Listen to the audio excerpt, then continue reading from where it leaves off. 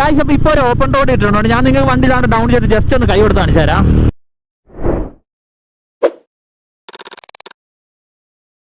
Hello guys, മോട്ടോക്ലച്ചിന്റെ പുതിയൊരു വീഡിയോയിലേക്ക് നിങ്ങൾക്ക് എല്ലാവർക്കും സ്വാഗതം. ഞാനിന്ന് വന്നിരിക്കുന്നത് നമ്മുടെ മോജോ 300 XTയുടെ റിവ്യൂ വീഡിയോ ആയിട്ടാണ്. അപ്പോൾ നമുക്ക് നേരെ വീഡിയോയിലോട്ട് പോവാം.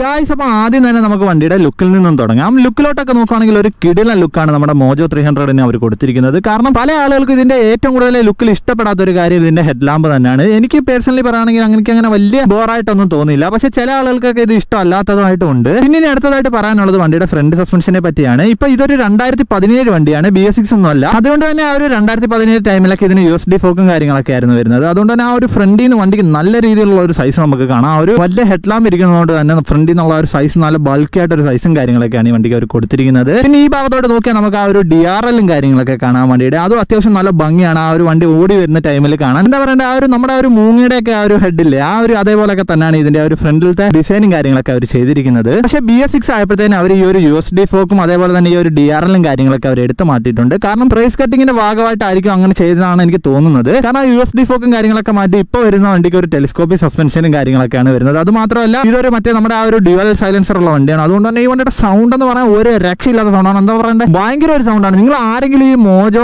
എന്താ പറയണ്ട ഓടിക്കാതെ കുറ്റം പറയുന്നവരുണ്ടെങ്കിൽ നിങ്ങൾ ജസ്റ്റ് അത് ഓടിച്ച് നോക്കിയിട്ട് ഇതിനെ പറ്റി ഒന്ന് പറയുക. പിന്നെ നമുക്ക് വണ്ടിയുടെ ഇൻഡിക്കേറ്ററിന്റെ ഭാഗത്തോട്ടൊക്കെ വന്നാലും ആ ഒരു ഹാലജൻ ബൾബോട് കൂടി വരുന്ന ഇൻഡിക്കേറ്റർ ആണ്. LED ഇൻഡിക്കേറ്റേഴ്സ് അങ്ങനെയുള്ള കാര്യങ്ങളോ ഒന്നുമല്ല. സാധാ നമ്മുടെ ആ ഒരു ഹാലജൻ ബൾബോട് കൂടി വരുന്ന അങ്ങനെ വലിയ ബൾക്കി ആയിട്ടൊരു ഇൻഡിക്കേറ്റർ അല്ലെങ്കിൽ നല്ലൊരു ഡിസൈൻ ഉള്ള ഒരു ചെറിയൊരു ഇൻഡിക്കേറ്ററും കാര്യങ്ങളൊക്കെയാണ്. അപ്പോൾ നമുക്ക് വണ്ടിയുടെ ടയറിന്റെ ഭാഗത്തോട്ട് നോക്കാം. ടയറിന്റെ ഭാഗത്തോട്ടൊക്കെ നോക്കുമ്പോഴത്തേന് ഫ്രണ്ടിൽ ഒരു 110 സെക്ഷന്റെ ടയറും അതേപോലെ ബാക്കിൽ ഒരു 150 സെക്ഷന്റെ ടയറുമാണ് വരുന്നത്. ഇപ്പൊ ഇതിന്റെ ഓണർ ഇതിന് വാങ്ങിയിട്ടേക്ക് നമ്മുടെ മിഷലിന്റെ ടയറും കാര്യങ്ങളൊക്കെയാണ് ബാക്കിൽ വാങ്ങിയിട്ടേക്കുന്നത്. അത്യാവശ്യം കുഴപ്പമില്ലാത്ത രീതിയിലുള്ള ഒരു ഗ്രിപ്പും കാര്യങ്ങളൊക്കെ ഉള്ള ഒരു ടയറും കാര്യങ്ങളൊക്കെയാണ്. അതേപോലെ തന്നെ നമുക്ക് വണ്ടിയുടെ ഡിസ്ക് ബ്രേക്കിന്റെ ഭാഗത്തോടൊക്കെ പോയാലും ഫ്രണ്ടിൽ ഒരു 320 mm ഡിസ്കും അതേപോലെ ബാക്കിൽ ഒരു 240 mm ഡിസ്കുമാണ്. ഇതിന്റെ ബ്രേക്കിങ്ങിനെ പറ്റിയൊക്കെ പറയുകയാണെങ്കിൽ എന്താ പറയുക, ഭയങ്കര ഷാർപ്പായിട്ട് ഒരു ബ്രേക്ക് അല്ലെങ്കിൽ അത്യാവശ്യം നല്ലൊരു ബ്രേക്കാണ്. എന്താ പറഞ്ഞാൽ ഒരു ബിഗിനറിനെ സംബന്ധിച്ച് ഈ ഒരു ബ്രേക്ക് ഓക്കെയാണ്. പക്ഷേ നമ്മളൊരു 390 കണ്ടുവന്നിരുന്ന അതേപോലെയുള്ള അത്രയും ഷാർപ്പായിട്ട് ഒരു ബ്രേക്കിങ്ങോ കാര്യങ്ങളോ ഒന്നും അല്ല ഈ വണ്ടിക്ക് വരുന്നത്. പിന്നെ നമുക്ക് വണ്ടിയുടെ ഈ ഒരു ഭാഗത്തോട്ടൊക്കെ നോക്കിയാൽ ഇവിടെ ഒരു ക്രാഷ് ഗാർഡും കാര്യങ്ങളൊക്കെ കൊടുത്തിട്ടുണ്ട്. എക്സ്ട്രാ ഒരു ക്രാഷ് ഗാർഡും കാര്യങ്ങളൊക്കെ കൊടുത്തിട്ടുണ്ട്. BS6 വണ്ടിക്ക് ഈ ഒരു BS4 വണ്ടി വെച്ച് എന്താ പറയുക വലിയ രീതിയിലുള്ള മാറ്റങ്ങളൊന്നുമില്ല, അല്ലെങ്കിൽ എക്സ്ട്രാ ഒരു സാധനമായിട്ടൊന്നും ആഡും കാര്യങ്ങളൊന്നും ചെയ്തിട്ടില്ല. അപ്പം BS6 വണ്ടിക്ക് ഇതിനെ വെച്ച് നോക്കുവാണെങ്കിൽ അങ്ങനെ വലിയ രീതിയിലുള്ള എന്താ പറയുക ഭയങ്കരമായുള്ള മാറ്റങ്ങളോ കാര്യങ്ങളോ ഒന്നും ഇല്ല. ഇതിലുള്ള സാധനം പോലും അതിൽ നിന്ന് എടുത്ത് മാറ്റിയിട്ടുണ്ട്. അത് മാത്രമല്ല നിങ്ങൾക്ക് ഈ ഒരു DRLോ അല്ലെങ്കിൽ ഈ ഒരു ഡ്യുവൽ എക്സോസ്റ്റോ ഒന്നും BS6 വണ്ടിയിൽ കാണാനൊക്കത്തില്ല. കാരണം ആ സാധനങ്ങളെല്ലാം അവരെടുത്ത് മാറ്റിയിട്ടുണ്ട്. പിന്നെ നമുക്ക് ഇങ്ങോട്ട് നോക്കിയാൽ ഇവിടെ ഒരു മഹീന്ദ്രയുടെ ലോഗോയും കാര്യങ്ങളൊക്കെ കൊടുത്തിട്ടുണ്ട്. അത് മാത്രമല്ല ആ ഒരു മോജോയുടെ ബാഡ്ജിങ്ങും കാര്യങ്ങളൊക്കെയാണ് കൊടുത്തിരിക്കുന്നത്. അങ്ങനെ വലിയ രീതിയിൽ ഒത്തിരി സ്റ്റിക്കർ വർക്ക് അങ്ങനെയുള്ള കാര്യങ്ങളൊന്നും ഉള്ള വണ്ടിയല്ല. ഭയങ്കര നീറ്റ് ആൻഡ് ക്ലീൻ ആയിട്ട് ഒരു ഡിസൈനാണ് ഈ വണ്ടിക്ക് അവർ കൊടുത്തിരിക്കുന്നത്. അത് മാത്രമല്ല ഈ ഒരു 1-2 സ്റ്റിക്കർ മാത്രമേ ഉള്ളൂ മൊത്തത്തിൽ ഈ വണ്ടിയിൽ അവർ കൊടുത്തിരിക്കുന്നത്. കാരണം നമ്മൾ ഈ വണ്ടിയിലൂടെ ശ്രദ്ധിക്കാൻ മെയിൻ ആയിട്ട് ഒരു കാര്യം ഇതിന്റെ ഒരു ഹെഡ് ലാമ്പും അത് മാത്രമല്ല ഇതിന്റെ ഒരു സൗണ്ടും ആണ്. ഈ രണ്ട് കാര്യങ്ങളാണ് ഈ വണ്ടിയിൽ ഏറ്റവും എടുത്ത് നിൽക്കുന്നത്. ഭയങ്കര സൗണ്ടാണ്. അത് മാത്രമല്ല ഇത്രയും സൈസ് ഉള്ള ആ ഒരു ഡ്യുവൽ ആയിട്ടുള്ള ഓരോ ഹെഡ് ലാമ്പും കാര്യങ്ങളൊക്കെ കാണുമ്പോഴത്തേനും നമ്മൾ ആരായാലും ഒന്ന് ഈ വണ്ടിയിലൂടെ നോക്കി പോകും. അത്രയും നല്ലൊരു ഡിസൈനും അത്രയും നല്ലൊരു സൗണ്ട് ഉള്ള ഒരു വണ്ടി തന്നെയാണ് നമ്മുടെ മോജോ 300. പിന്നെ വണ്ടിയുടെ ബാക്കിലോട്ടൊക്കെ വരുവാണെങ്കിൽ നിങ്ങൾക്ക് അറിയാം, ഇതാണ് ഈ വണ്ടിയുടെ ടെയിൽ സെക്ഷനും കാര്യങ്ങളൊക്കെ വരുന്നത്. ടെയിൽ സെക്ഷൻ അങ്ങനെ വലിയ രീതിയിലുള്ള പോരായ്മയായിട്ടൊന്നും പറയാനില്ല. നല്ലൊരു ഡിസൈൻ തന്നെയാണ് ഈ വണ്ടിയുടെ ടെയിലും അവർ കൊടുത്തിരിക്കുന്നത്. പിന്നെ നമുക്ക് വണ്ടിയുടെ സീറ്റിന്റെ ഭാഗത്തോട്ട് നോക്കാം. സീറ്റിന്റെ ഭാഗത്തോട്ടൊക്കെ നോക്കുവാണെങ്കിൽ നല്ല കംഫർട്ടബിൾ ആയിട്ട് അതേപോലെ തന്നെ നല്ലൊരു സൈസ് ഉള്ള ഒരു സീറ്റാണ് ഇത്. കാരണം നിങ്ങൾക്ക് നോക്കിയാൽ തന്നെ അറിയാം നല്ല വീതിയുള്ള ഒരു സീറ്റാണ്. പില്ലറിനായാലും റൈഡർക്കായാലും നല്ല കംഫർട്ടബിൾ ആയിട്ട് തന്നെ ഇരുന്ന് ഓടിക്കാൻ പറ്റുന്ന ഒരു സീറ്റാണ്. ഈ വണ്ടി കയറി ഇരിക്കുമ്പോൾ നമുക്ക് കിട്ടുന്ന ഒരു ഫീൽ എന്നൊക്കെ പറഞ്ഞു കഴിഞ്ഞാൽ നമ്മൾ എന്താ പറയുക കറക്റ്റ് ഒരു ചെയറിൽ ഇരിക്കും എന്നൊക്കെ പറയത്തില്ലേ, ആ രീതിയിൽ തന്നെയാണ് ഈ വണ്ടിയുടെ ഒരു റൈഡിംഗ് പൊസിഷനും കാര്യങ്ങളൊക്കെ വരുന്നത്. അത് മാത്രമല്ല നിങ്ങൾക്ക് ഇപ്പോൾ ലോങ് ഒക്കെ പോയാലും വലിയ രീതിയിലുള്ള ബുദ്ധിമുട്ട് ഈ വണ്ടിയുടെ സീറ്റിംഗിന്റെ ഭാഗത്തുനിന്നോ അല്ലെങ്കിൽ റൈഡിംഗ് പൊസിഷന്റെ ഭാഗത്തുനിന്നോ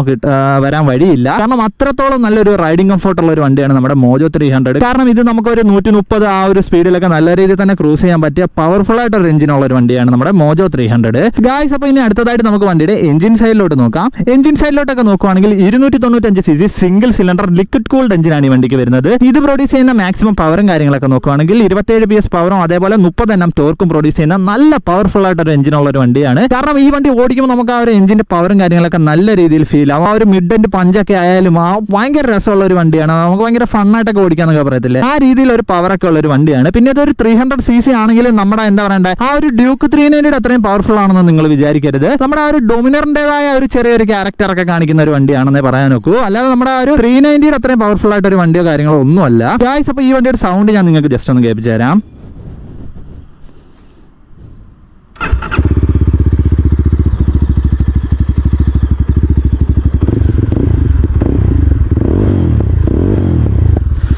ഗായ്സ്, അപ്പോൾ നിങ്ങൾക്ക് ഇപ്പോൾ സൗണ്ട് കേട്ടപ്പോൾ തന്നെ മനസ്സിലായി കാണും ഭയങ്കര ബാസുള്ള ഒരു സൗണ്ടാണ്, അല്ലെങ്കിൽ ഭയങ്കര ഒരു എന്താ പറയുക ആ ഒരു ടപ്പ് ടപ്പ് എന്നൊരു സൗണ്ട് ആക്കില്ല, അല്ലെങ്കിൽ ആ ഒരു പൊട്ടുന്ന സൗണ്ട് ആക്കില്ല, ആ രീതിയിലൊരു സൗണ്ടുള്ള ഒരു എക്സോസ്റ്റും കാര്യങ്ങളൊക്കെയാണ് വരുന്നത്. ഇതാണ് മോജോയുടെ ഏറ്റവും വലിയൊരു അട്രാക്ഷൻ. ഭയങ്കര സൗണ്ടാണെന്ന് പറഞ്ഞാൽ ഭയങ്കര സൗണ്ടാണ്. നമ്മളിപ്പോൾ റോഡിൽ കൂടെ ഇതുകൊണ്ടൊന്ന് കൈയൊക്കെ കൊടുത്തൊന്ന് റെവ് ഒക്കെ ചെയ്ത് പോയി കഴിഞ്ഞാൽ ആരായാലും നോക്കും അമ്മാതിരി ഒരു സൗണ്ടാണ് ഈ വണ്ടിക്ക് കൊടുത്തിരിക്കുന്നത്. അമ്മാതിരി ഒരു സൗണ്ട്. ഇപ്പോൾ ഇതിന്റെ DB കില്ലറും കൂടെ ഊരി വെച്ചേക്കുന്നതുകൊണ്ട് ഭയങ്കര സൗണ്ടാണ്. നമ്മൾ ഏത് വഴി പോയാലും അറിയുന്നൊക്കെ പറയത്തില്ലേ, ആ രീതിയിലാണ് ഈ വണ്ടിയുടെ സൗണ്ടും കാര്യങ്ങളൊക്കെ കൊടുത്തിരിക്കുന്നത്. ഭയങ്കര രസമുള്ള ഒരു സൗണ്ടാണ് ഗായ്സ്. അപ്പോൾ ഞാൻ ഇനി ബാക്കിയുള്ള കാര്യങ്ങൾ നിങ്ങളോട് വണ്ടിയിലോട് ജസ്റ്റ് കയറി ഇരുന്ന് സംസാരിക്കാം. ഗായ്സ്, അപ്പോൾ ആദ്യം തന്നെ നമുക്ക് വണ്ടി കയറിയിരിക്കുമ്പോൾ ഫീൽ ആവുന്നത് വണ്ടിയുടെ വെയിറ്റ് ആണ്. ഏകദേശം 186 kg ആണ് വണ്ടിയുടെ ഡ്രൈ വെയിറ്റും കാര്യങ്ങളൊക്കെ വരുന്നത്. അത്യാവശ്യം നല്ല വെയിറ്റ് ഉള്ള ഒരു വണ്ടിയാണ്. പക്ഷേ നമുക്ക് വണ്ടി ഓടിക്കുമ്പോഴായാലും അല്ലെങ്കിൽ വണ്ടി കുറച്ച് ഫ്രണ്ടിലോട്ട് തെള്ളി വെക്കുമ്പോഴൊക്കെ ആയാലും ആ വെയിറ്റോ കാര്യങ്ങളൊന്നും അങ്ങനെ വലിയ രീതിയിൽ ഫീൽ ആവത്തില്ല. ഏകദേശം ഇതേ സെയിം വെയിറ്റ് തന്നെയാണ് നമ്മുടെ ഡൊമിനറിനും വരുന്നത്. വന്നിട്ട് പോലും ഡൊമിനർ പക്ഷേ നമുക്ക് അങ്ങനെ തിരിക്കുന്ന സമയത്തായാലും അല്ലെങ്കിൽ അങ്ങനെ എന്താ പറയുക സൈഡിലോട്ടൊക്കെ ഒന്ന് മാറ്റി വെക്കുന്ന സമയത്തായാലും നമുക്ക് വണ്ടിയുടെ ഭാഗത്ത് നിന്ന് ആ ഒരു വെയിറ്റും കാര്യങ്ങളൊക്കെ നല്ല രീതിയിൽ ഫീൽ ആവും. പക്ഷേ ഈ വണ്ടിയിൽ നിന്ന് എനിക്ക് അങ്ങനെ വലിയ രീതിയിലുള്ള വെയിറ്റോ കാര്യങ്ങളോ ഒന്നും ഫീൽ ആയില്ല. ഞാനിപ്പോൾ നാട് ജസ്റ്റ് ഒന്ന് ഉന്തിത്തള്ളാനായാലും അല്ലെങ്കിൽ ഫ്രണ്ടിലോട്ടൊന്ന് നീക്കി വെക്കാനായാലും എനിക്ക് ആ ഒരു 186 kg ഒരിക്കലും ഈ വണ്ടിയുടെ സൈഡിൽ നിന്നോ അല്ലെങ്കിൽ വണ്ടിയുടെ ഭാഗത്തുനിന്നോ എനിക്ക് അങ്ങനെ ഫീലോ കാര്യങ്ങളോ ഒന്നും ആയിട്ടില്ല. പിന്നെ നമുക്ക് അടുത്തതായിട്ട് വണ്ടിയുടെ സീറ്റ് ഹൈറ്റിന്റെ ഭാഗത്തോട്ട് നോക്കാം. സീറ്റ് ഹൈറ്റിന്റെ ഭാഗത്തോട്ടൊക്കെ നോക്കുകയാണെങ്കിൽ ഏകദേശം 815 mm ആണ് വണ്ടിയുടെ സീറ്റ് ഹൈറ്റും കാര്യങ്ങളൊക്കെ വരുന്നത്. അങ്ങനെ വലിയൊരു സീറ്റ് ഹൈറ്റ് ഉള്ള ഒരു വണ്ടിയോ കാര്യങ്ങളോ ഒന്നുമല്ല. നമുക്ക് അത്യാവശ്യം നല്ല രീതിയിൽ തന്നെ പ്ലാൻ ഫുട്ടും കാര്യങ്ങളൊക്കെയാണ്. വലിയ രീതിയിലുള്ള കുഴപ്പമോ കാര്യങ്ങളോ ഒന്നും സീറ്റ് ഹൈറ്റിന്റെ ഭാഗത്തൊന്നും ഇല്ല. പിന്നെ ഇനി അടുത്തതായിട്ട് പറയാനുള്ളത് വണ്ടിയുടെ മീറ്റർ കൺസോളിനെ പറ്റിയാണ്. ഇത് ഒരിക്കലും ഭയങ്കര അപ്ഡേഷൻ ഉള്ള ഒരു മീറ്റർ ആണെന്ന് ഞാൻ പറയുന്നില്ല. എന്നാലും അത്യാവശ്യം നല്ല കാണാനൊരു ഭംഗിയുള്ള ഒരു മീറ്ററാണ്. ഇതൊരു 2017 വണ്ടിയാണ്. അത് മാത്രമല്ല ഇതിന്റെ ആ ഒരു മീറ്ററിന്റെ ഈ ഒരു എന്താ പറയുക ഈ ഒരു RPM കയറിപ്പോൾ ഈ ഒരു ലൈറ്റ് ഒക്കെ ഇങ്ങനെ കത്തുന്നതൊക്കെ കാണാൻ ഭയങ്കര ഭംഗിയാണ്. ഇതിൽ ഗിയർ പൊസിഷൻ ഇൻഡിക്കേറ്ററോ അങ്ങനെയുള്ള കാര്യങ്ങളോ ഒന്നുമില്ല. സാധാ ഒരു ബേസിക് ആയിട്ടൊരു മീറ്ററാണ്. ഇവിടാണ് ഇതിന്റെ ഇൻഡിക്കേഷൻസും കാര്യങ്ങളൊക്കെ കാണിക്കുന്നത്. അതേപോലെ നമ്മുടെ ന്യൂട്രൽ അങ്ങനെയുള്ള കാര്യങ്ങളൊക്കെ ഈ ഒരു ഭാഗത്താണ് കാണിക്കുന്നത്. ആ ഒരു ചെറിയ ഒരു വാർണിംഗ് ലൈറ്റ് ഒക്കെ ഇല്ലേ, അതൊക്കെ ഈ ഒരു ഭാഗത്തായിട്ടാണ് കാണിക്കുന്നത്. നമ്മുടെ ഇൻഡിക്കേറ്റർ, ഡിമ്മ്, ബ്രൈറ്റ്, ന്യൂട്രൽ അതൊക്കെ ഈ ഒരു ഭാഗത്തായിട്ടാണ് കാണിക്കുന്നത്. പിന്നെ ഈ ഒരു ഭാഗത്തായിട്ട് ചെറിയൊരു ഡിസ്പ്ലേയും കാര്യങ്ങളൊക്കെ കൊടുത്തിട്ടുണ്ട്. അതിലാണ് നമ്മുടെ ടൈം, അതേപോലെ ട്രിപ്പ് മീറ്റർ അതൊക്കെയാണ് ഈ ഒരു ഭാഗത്തായിട്ട് കാണിക്കുന്നത്. ഈ ഒരു ഭാഗത്ത് നമ്മുടെ ഫ്യൂൽ ഗേജും കാര്യങ്ങളൊക്കെയാണ്. ഇത്രയേ ഉള്ളൂ ബേസിക് ആയിട്ട് ഒരു മീറ്ററും കാര്യങ്ങളൊക്കെയാണ്. പിന്നെ സ്വിച്ചിന്റെ ഭാഗത്തോട്ടൊക്കെ നോക്കിയാലും അങ്ങനെ വലിയ രീതിയിലുള്ള ഭയങ്കര അപ്ഡേറ്റഡ് ആയിട്ടുള്ള സ്വിച്ചോ കാര്യങ്ങളോ ഒന്നുമല്ല. സാധാ നമ്മളൊരു വണ്ടി കണ്ടുവന്നിരുന്ന രീതിയിലുള്ള ഒരു സ്വിച്ചും കാര്യങ്ങളൊക്കെയാണ്. പിന്നെ ഹാൻഡിൽ ബാറിനെ പറ്റി പറയുകയാണെങ്കിൽ നല്ല എന്താ പറയുക നമുക്ക് അങ്ങനെ ഒത്തിരി ലീൻ ചെയ്തിരിക്കേണ്ട ആവശ്യമോ കാര്യങ്ങളൊന്നുമില്ല. നമ്മൾ നല്ല എന്താ ഭയങ്കര കംഫർട്ടബിൾ ആയിട്ട് ഇരുന്ന് ഓടിക്കുന്നതൊക്കെ പറയത്തില്ല, ആ രീതിയിലാണ് ഇതിന്റെ ആ ഒരു എന്താ പറയുക സീറ്റിങ്ങും കാര്യങ്ങളൊക്കെ വരുന്നത്. ഭയങ്കര ഈസി ആയിട്ട് നമുക്ക് കൊണ്ടുനടക്കാൻ പറ്റുന്ന ഒരു വണ്ടിയാണ്. അത് മാത്രമല്ല ലോങ് ടൂറിങ്ങിന് പെർഫെക്റ്റ് ആണ് ഇതിന്റെ ഒരു സീറ്റിംഗ് പൊസിഷൻ. നമുക്ക് നല്ല രീതിയിൽ തന്നെ കംഫർട്ടബിൾ ആയിട്ട് ഇരുന്ന് ഓടിക്കാൻ പറ്റുന്ന ഒരു സീറ്റിങ്ങും കാര്യങ്ങളെല്ലാം ആണ് ഈ വണ്ടിക്ക് വരുന്നത്. പിന്നെ ഇനി പറയാനുള്ളത് വണ്ടിയുടെ ടാങ്കിനെ പറ്റിയാണ്. ഈ ഒരു ടാങ്കിനെ പറ്റിയൊക്കെ പറയുകയാണെങ്കിൽ ഏകദേശം 21 ലിറ്റർ ടാങ്ക് കപ്പാസിറ്റി ഉള്ള ഒരു വണ്ടിയാണ്. ഭയങ്കര ഒരു ടാങ്ക് കപ്പാസിറ്റി എന്നൊക്കെ പറയേണ്ടി വരും. ആ രീതിയിലാണ് ഇതിന്റെ ഒരു ടാങ്ക് കപ്പാസിറ്റിയും കാര്യങ്ങളൊക്കെ വരുന്നത്. അത് മാത്രമല്ല ഇതിന് അത്യാവശ്യം നല്ല മൈലേജും കാര്യങ്ങളൊക്കെ കുറവാണ്. ഏകദേശം 25 to 30 ആ ഒരു റേഞ്ച് നിങ്ങൾ പ്രതീക്ഷിച്ചാൽ മതി മൈലേജും കാര്യങ്ങളൊക്കെ. അപ്പോൾ ആ ഒരു മൈലേജ് വെച്ച് നോക്കുകയാണെങ്കിൽ ടാങ്ക് റേഞ്ച് നല്ല എന്താ പറയുക നല്ല രീതിയിലൊരു ടാങ്ക് റേഞ്ചും കാര്യങ്ങളൊക്കെ ഉള്ള ഒരു വണ്ടിയാണ്. അതുകൊണ്ട് തന്നെ നമ്മൾ ലോങ് ടൂറിംഗ് ഒക്കെ പോകുമ്പോൾ അല്ലെങ്കിൽ ലോങ് ടൂർ ഒക്കെ പോകുന്ന സമയത്ത് നമുക്ക് എപ്പോഴും ഫ്യൂൽ ഫില്ല് ചെയ്യാൻ വേണ്ടി നമ്മുടെ സ്റ്റേഷനിൽ കയറേണ്ട ആവശ്യം കാര്യങ്ങളൊന്നും ഇല്ല. കാരണം അത്രത്തോളം ഒരു എന്താ പറയുക ഒരു അണ്ടാവെന്നൊക്കെ വിളിക്കുക ആ രീതിയിലാണ് ഇതിന്റെ ഒരു ടാങ്കും കാര്യങ്ങളൊക്കെ വരുന്നത്. എനിക്ക് തോന്നുന്നു ഇത്രയും ടാങ്ക് റേഞ്ചുള്ള വേറെ വണ്ടി ഇല്ലെന്ന് തോന്നുന്നു. തണ്ടർബേഡിനായ പോലും ഏകദേശം 20 ലിറ്റർ ആണെന്ന് തോന്നുന്നു ടാങ്ക് കപ്പാസിറ്റിയും കാര്യങ്ങളൊക്കെ വരുന്നത്. ഗായ്സ്, അപ്പോൾ ഇത് ഇത്രയൊക്കെയാണ് ഈ വണ്ടിയുടെ സ്പെക്കും കാര്യങ്ങളൊക്കെ. അപ്പോൾ ഇനി ഞാൻ ബാക്കിയുള്ള കാര്യങ്ങൾ നിങ്ങളോട് ജസ്റ്റ് ഓടിച്ചുകൊണ്ട് സംസാരിക്കാം. അപ്പോൾ നമുക്ക് നേരെ അങ്ങോട്ട് പോവാം. ഗായ്സ്, അപ്പോൾ ആദ്യം തന്നെ നമുക്ക് വണ്ടി ഓടിക്കുമ്പോൾ ഫീൽ ആവുന്നത് വണ്ടിയുടെ ആ ഒരു സൗണ്ടാണ്. ഈ ഒരു സൗണ്ട് എന്ന് പറഞ്ഞാൽ ഒരു രക്ഷയില്ലാത്ത സൗണ്ടാണ്. ഭയങ്കര രസമാണ് വണ്ടി ഓടിച്ചുകൊണ്ട് നടക്കുമ്പോൾ. പ്രത്യേകിച്ച് ഇതിനൊരു ആ ഒരു ഡ്യുവൽ സൈലൻസർ വരുന്നതുകൊണ്ട് തന്നെ ഭയങ്കര രസമുള്ള ഒരു സൗണ്ടാണ്. എന്താ പറയുക പറയാതിരിക്കുന്നത് തന്നെ നമ്മളെ എല്ലാവരും പെട്ടെന്ന് നോക്കും. നമ്മളൊരു ആഫ്റ്റർ മാർക്കറ്റ് ഒരു സൈലൻസർ ഒക്കെ വെച്ചോണ്ട് പോയാൽ നോക്കും എന്നൊക്കെ പറയത്തില്ല, ആ രീതിയിലാണ്. ഭയങ്കര സൗണ്ടുള്ള ഒരു വണ്ടിയാണ്. അത് മാത്രമല്ല ഇതിന്റെ ആ ഒരു പവർ എന്ന് പറഞ്ഞാൽ ആ തുടക്കത്തിൽ ആ ഒരു ലോ എൻഡ് പഞ്ചൊക്കെ അത്യാവശ്യം നല്ല രീതിയിലുണ്ട്.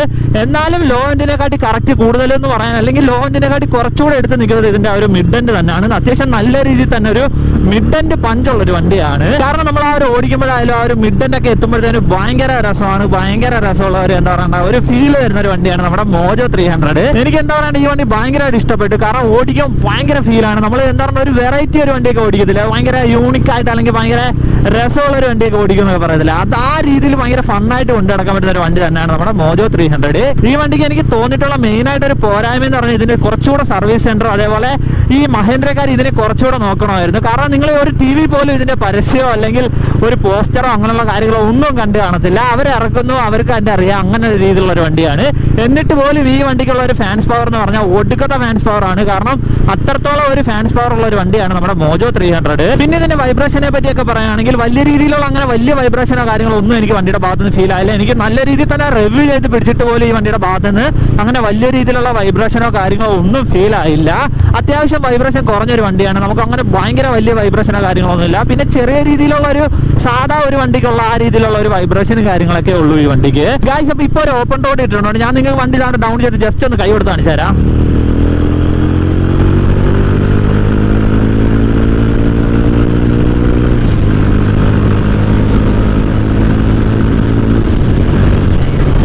അപ്പോൾ നിങ്ങൾക്ക് ഇപ്പൊ നോക്കിയപ്പോൾ തന്നെ മനസ്സിലായി കാണും വണ്ടിക്ക് കയറാൻ ഒരു രീതിയിലുള്ള മടിയില്ല. ആ ഒരു മിഡ് ആൻഡ് പഞ്ച് എന്ന് പറഞ്ഞാൽ ഭയങ്കര രസമുള്ള ഒരു പഞ്ചാണ്. നമ്മൾ ആ ഒരു ഡോമിനറൊക്കെ ഓടിക്കുമെന്ന് പറയത്തില്ലേ, ആ ഒരു രീതിയിലുള്ള ഒരു ഫീലും കാര്യങ്ങളൊക്കെയാണ് ഈ വണ്ടി തരുന്നത്. ആ ഒരു ഡോമിനർ 400ന്റെ ആ ഒരു ക്യാരക്ടറും കാര്യങ്ങളൊക്കെ ഈ വണ്ടിക്ക് ഏതൊക്കെയോ ഒരു ഭാഗത്തുനിന്ന് എനിക്ക് ഫീൽ ആവുന്നുണ്ട്. കാരണം എനിക്ക് തോന്നുന്നു മെയിനായിട്ട് ഈ ഒരു സൗണ്ട് കൊണ്ടാണെന്ന് തോന്നുന്നു. പക്ഷെ ഡോമിനറിന്റെ അത്രയും വലിയൊരു പവർ, ആ ഒരു പവർ നമുക്ക് ഫീൽ ആവുന്നത് കൂടുതലും നമുക്ക് എന്താ പറയുക അത്ര അഗ്രസീവായിട്ട് തോന്നുന്നത് ഡോമിനറിന് തന്നെയാണ്. എന്നാൽ ഈ വണ്ടിയിലും അത്ര മോശമാണെന്നൊന്നുമല്ല പറയുന്നത്. അല്ലാതെ നല്ല രസമായിട്ട് ഓടിച്ചുകൊണ്ട് നടക്കാൻ പറ്റുന്ന ഒരു വണ്ടി തന്നെയാണ് നമ്മുടെ മോജോ 300. പിന്നെ ഇനി അടുത്തതായിട്ട് പറയാനുള്ളത് ഈ ഒരു കൺസോളിനെ പറ്റിയാണ്. ഈ ഒരു കൺസോൾ എന്ന് പറയാൻ നമ്മളിപ്പോൾ RPM കയറുമ്പോഴത്തേന് ഈ കാണുന്ന ഒരു ലൈറ്റ് ആണ്. ഇപ്പൊ നമ്മൾ ഈ ഒരു RPM കയറി പോകുമ്പോൾ ആ ഒരു ലൈറ്റ് ഒക്കെ കാണാനും ഭയങ്കര രസമാണ്. അല്ലെങ്കിൽ രാത്രി ആകുമ്പോഴത്തേനെ കറക്റ്റ് അത് വിസിബിൾ ആയിട്ട് കാണാൻ വെക്കും. അതും നല്ല രസമായിട്ടുള്ള, അല്ലെങ്കിൽ ആ ഒരു മീറ്ററിന്റെ ഭാഗത്ത് നിന്ന് നമുക്ക് ആ ഒരു ലൈറ്റ് ഇങ്ങനെ കയറി പോകണം കാണാനും നല്ല ഭംഗിയുള്ള ഒരു മീറ്റർ കൺസോളും കാര്യങ്ങളൊക്കെയാണ്. വലിയ അപ്ഡേഷനുള്ള മീറ്ററോ കാര്യങ്ങളൊന്നുമല്ല, എന്നാലും അത്യാവശ്യം നല്ല ഓക്കെ എന്നൊക്കെ പറയാം. ആ രീതിയിലുള്ള ഒരു മീറ്ററും കാര്യങ്ങളൊക്കെയാണ്. ഇനി അടുത്തതായിട്ട് പറയാനുള്ളത് വണ്ടിയുടെ ഹീറ്റിങ്ങിനെ പറ്റിയാണ്. വണ്ടിയുടെ ഹീറ്റിങ്ങിനെ പറ്റിയൊക്കെ പറയുകയാണെങ്കിൽ ഈ വണ്ടിക്ക് ഡ്യുവൽ സൈലൻസർ വരുന്നതുകൊണ്ട് തന്നെ അതിൻ്റെതായ ചെറിയൊരു ഹീറ്റിങ്ങും കാര്യങ്ങളൊക്കെ ഉണ്ട്. അല്ലാതെ വലിയ രീതിയിൽ അല്ലെങ്കിൽ നമ്മുടെ ആ ഒരു 390 ഹീറ്റ് ആവുന്ന പോലൊന്നും ഹീറ്റും കാര്യങ്ങളൊന്നും ആവത്തില്ല. സാധാ ആ ഒരു എന്താ പറയുക, നിങ്ങളൊന്ന് ചിന്തിച്ചാൽ മതി, ആ ഒരു സാധാ ഒരു വണ്ടിക്കുള്ള അല്ലെങ്കിൽ ഒരു 300cc അത്രയും ഹീറ്റിങ്ങും കാര്യങ്ങളൊക്കെ ഉള്ളൂ. ഇതിന്റെ റോഡ് പ്രസൻസിന്റെ കാര്യം പറയുകയാണെങ്കിൽ എന്താ പറയണ്ട, എന്റെ ദൈവമേ, ഒരു രക്ഷയില്ലാത്ത റോഡ് പ്രസൻസ് ആണ്. കാരണം ഈ ഒരു ഹെഡ് ലാമ്പ് കൊള്ളത്തിലെന്ന് പറയുന്നവർ ഈ ഒരു ഹെഡ് ലാമ്പ് വെച്ച് 4 പേര് നിൽക്കുന്ന സ്ഥലത്തോടെ പോകണം, ഉറപ്പായിട്ട് അവർ ഈ വണ്ടിയിലോട്ട് നോക്കും. കാരണം അത്രത്തോളം ഒരു റോഡ് പ്രസൻസും കാര്യങ്ങളൊക്കെ ഉള്ള ഒരു വണ്ടിയാണ്. പിന്നെ ഇതിന്റെ ഒരു കോർണറിങ്ങിനെ പറ്റിയൊക്കെ പറയുകയാണെങ്കിൽ നമുക്ക് അങ്ങനെ ഭയങ്കരമായിട്ട് കോർണറിങ്ങോ കാര്യങ്ങളോ ഒന്നും ചെയ്യാൻ പറ്റത്തില്ല. കാരണം ഇതിന്റെ ആ ഒരു സൈലൻസറിന്റെ ആ ഒരു ഭാഗം വരെയും ഡ്യുവൽ സൈലൻസറോട് ആയിട്ട് അത്യാവശ്യം നല്ല രീതിയിൽ തന്നെ ആ ഒരു സൈലൻസറിന്റെ അവിടെ ഒരു ഷീൽഡ് ഉണ്ട്, ഒരു ഹീറ്റ് ഷീൽഡ് പോലെ ഒരു സംഭവം, അതും കാര്യങ്ങളൊക്കെ ഒരയും. അപ്പൊ അതേ ഉള്ളൂ ഇതിനകത്ത് പറയാനായിട്ട്. അങ്ങനെ വലിയ രീതിയിൽ ഒരു കോർണറിങ്ങും കാര്യങ്ങളൊന്നും ചെയ്യാനൊക്കത്തില്ല. പിന്നെ അടുത്തതായിട്ട് പറയാനുള്ളത് ഇതിന്റെ ക്ലച്ചിനെ പറ്റിയൊക്കെയാണ്. ക്ലച്ചിനെ പറ്റിയൊക്കെ പറയുകയാണെങ്കിൽ നോർമൽ ക്ലച്ചാണ്, സ്ലിപ്പർ ക്ലച്ചും കാര്യങ്ങളൊന്നും അല്ല, നോർമൽ ക്ലച്ച് ഉള്ള ഒരു വണ്ടിയാണ്. എന്നാലും അത് വലിയ ടൈറ്റുള്ള ക്ലച്ചോ കാര്യങ്ങളൊന്നും അല്ല, നല്ല സോഫ്റ്റ് ആയിട്ട് ഒരു ക്ലച്ചും കാര്യങ്ങളൊക്കെയാണ് ഈ വണ്ടിക്ക് അവർ കൊടുത്തിരിക്കുന്നത്. പിന്നെ ഇതൊരു 6 സ്പീഡ് ഗിയർ ബോക്സോട് കൂടി വരുന്ന ഒരു വണ്ടിയാണ്. അങ്ങനെ ഒത്തിരി സോഫ്റ്റും അല്ല ഒത്തിരി ഹാർഡും അല്ല, ഒരു മീഡിയം റേഞ്ചിൽ നിൽക്കുന്ന ഒരു ഗിയർ ബോക്സും കാര്യങ്ങളൊക്കെയാണ്. ഗിയർ ബോക്സിന്റെ ഭാഗത്ത് നിന്ന് എനിക്ക് ഫൗൾസ് ന്യൂട്രോ അങ്ങനെയുള്ള കാര്യങ്ങളൊന്നും വണ്ടിയുടെ ഭാഗത്തു നിന്നൊന്നും ഫീൽ ആയില്ല. പിന്നെ ഈ വണ്ടിയുടെ ഏറ്റവും എടുത്തു പറയാനുള്ള ഒരു കാര്യം എന്ന് പറഞ്ഞാൽ ഈ വണ്ടിയുടെ ടാങ്ക് തന്നെയാണ്. ഏകദേശം 21 ലിറ്റർ ആണ് ഈ വണ്ടിയുടെ ടാങ്ക് കപ്പാസിറ്റിയും കാര്യങ്ങളൊക്കെ വരുന്നത്.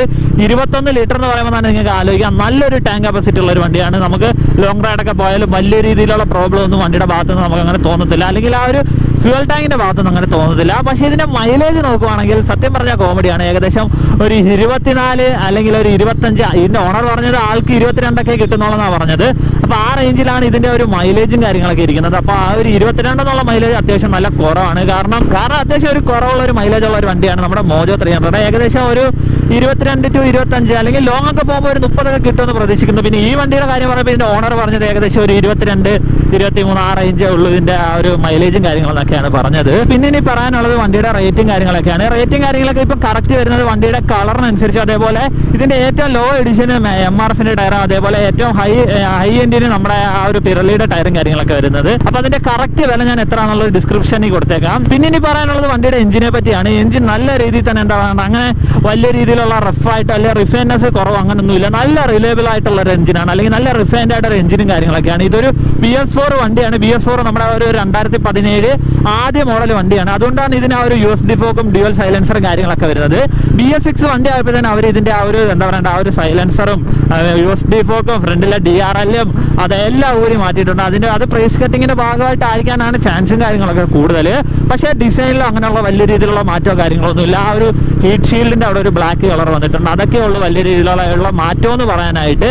അല്ലാതെ വലിയ രീതിയിലുള്ള മാറ്റമോ കാര്യങ്ങളോ ഒന്നും മോജോ 300 വന്നിട്ടില്ല. ഗായ്സ്, ഇനി അടുത്തതായിട്ട് നമുക്ക് വണ്ടിയുടെ സീറ്റിംഗ് പൊസിഷനെ പറ്റിയൊക്കെ പറയാം. സീറ്റിംഗ് പൊസിഷനെ പറ്റിയൊക്കെ പറയുകയാണെങ്കിൽ നമ്മൾ ഭയങ്കര റിലാക്സ് ആയിട്ടിരുന്ന് ഓടിക്കുന്ന ഒരു സീറ്റിംഗ് പൊസിഷനും കാര്യങ്ങളൊക്കെയാണ്. നമ്മളൊരു കസേരയിൽ ഇരിക്കുന്നൊക്കെ പറയത്തില്ല, ആ രീതിയിലാണ് ഇതിന്റെ ഒരു സീറ്റിംഗും കാര്യങ്ങളൊക്കെ വരുന്നത്. പില്യൺ ആയാൽ പോലും അത്യാവശ്യം നല്ല രീതിയിൽ തന്നെ കംഫർട്ടബിൾ ആയിട്ടിരുന്ന് ഓടിക്കാൻ വരുന്ന ഒരു വണ്ടിയാണ്. കാരണം പില്യണ്ണും അങ്ങനെ വലിയ രീതിയിലുള്ള പ്രോബ്ലമോ കാര്യങ്ങളൊന്നും വരാൻ ചാൻസ് ഇല്ല. എന്താ പറയുക, നല്ല വൈഡായിട്ട് നല്ലൊരു കുഷനിങ്ങും കാര്യങ്ങളൊക്കെ ഉള്ള ഒരു സീറ്റും കാര്യങ്ങളൊക്കെയാണ് ഈ വണ്ടിക്ക് അവർ കൊടുത്തിരിക്കുന്നത്. അപ്പോൾ ഇത് ഇത്രയൊക്കെയാണ് എൻ്റെ മോജോ 300ന്റെ റിവ്യൂ കാര്യങ്ങളൊക്കെ. അപ്പോൾ നിങ്ങളിൽ ആരെങ്കിലും ആദ്യമായിട്ടാണ് ഈ ചാനൽ കാണുന്നെങ്കിൽ ഒന്ന് മറക്കാതെ ലൈക്ക് ചെയ്യുക, ഷെയർ ചെയ്യുക, സബ്സ്ക്രൈബ് ചെയ്യുക. അതേപോലെ ബെല്ലൈക്കൺ എനേബിൾ ചെയ്താൽ ഞാനിടുന്ന വീഡിയോസ് ഒക്കെ നിങ്ങൾക്ക് നോട്ടിഫിക്കേഷൻ ആയിട്ട് ലഭിക്കുന്നതായിരിക്കും. പിന്നെ ഈ വണ്ടിയുടെ ഓണറിന് ഇൻസ്റ്റാഗ്രാം ഐഡി ഞാൻ ഡിസ്ക്രിപ്ഷനിൽ കൊടുത്തേക്കാം. നിങ്ങൾ എല്ലാവരും മാക്സിമം കയറി ഒന്ന് സപ്പോർട്ട് ചെയ്യുക. അതേപോലെ വണ്ടിയെ പറ്റി എന്തെങ്കിലും ഡൗട്ടോ കാര്യങ്ങളൊക്കെ ഉണ്ടെങ്കിൽ ആളുടെ അടുത്ത് ചോദിച്ചാൽ മതി. അപ്പോൾ ഇനി അടുത്തൊരു വീഡിയോയിൽ കാണുന്നവരെ ബൈ.